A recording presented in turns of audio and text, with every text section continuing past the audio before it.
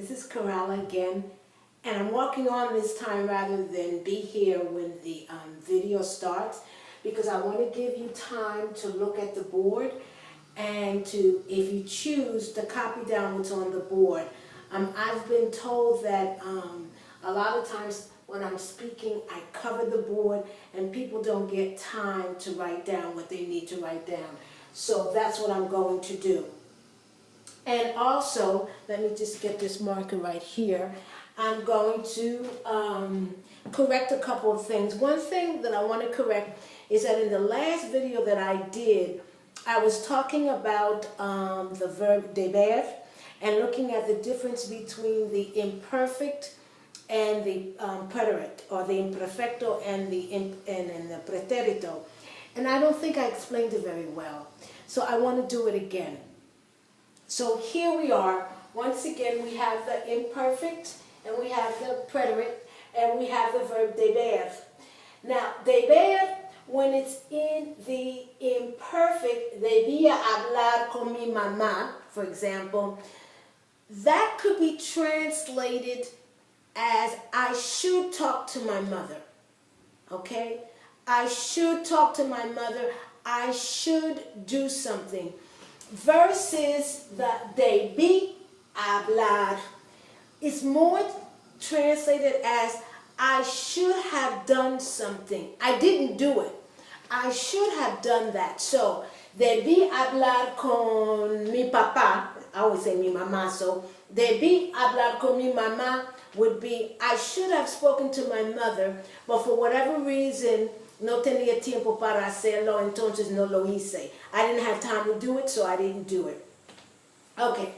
The next one, I already talked a little bit about, in the other video, I already talked about querer, but this is the verb that made me think and made me realize that there was a difference between querer, the imperfect and the preterito.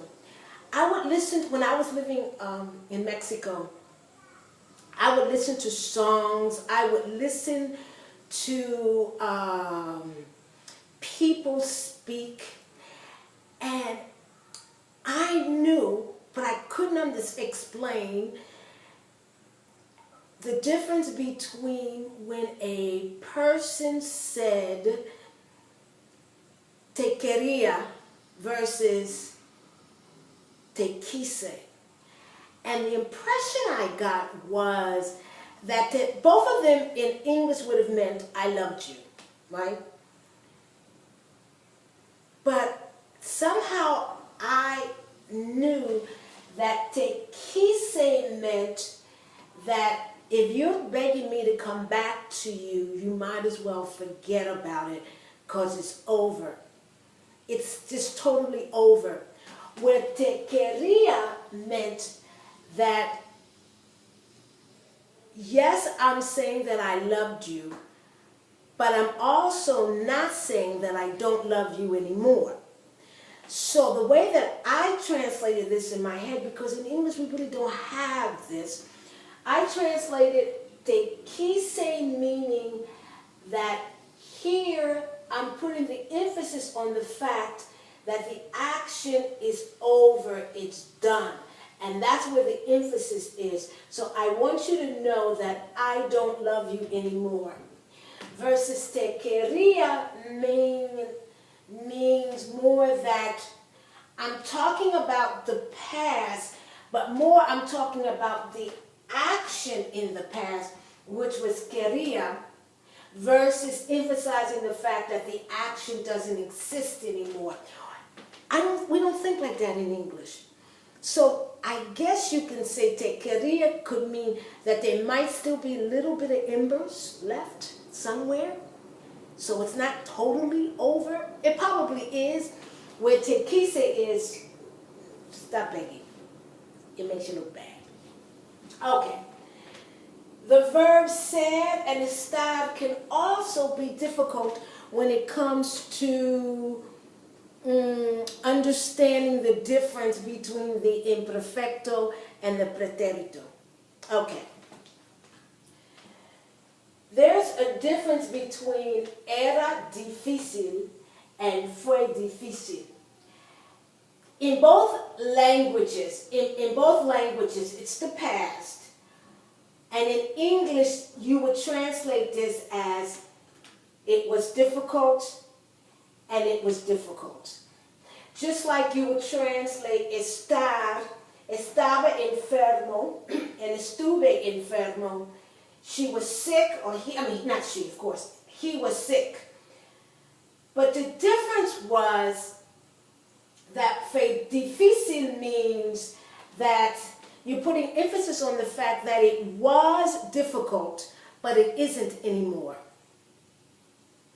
That's where the emphasis is. That here the emphasis on is that the action is over. Where era difícil, it was difficult. Whether it still is or isn't, that's up in the air. You don't know. And like I said, as English speakers, we don't think along those same lines. Either it's over or it's not over. Our language helps in other ways to express that type of nuance that it was and perhaps still is. Okay.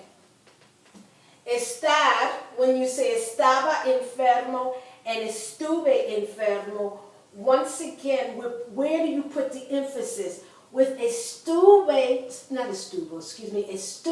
enfermo, here it is that I was sick, but then I should have put enfermo if I'm talking about myself.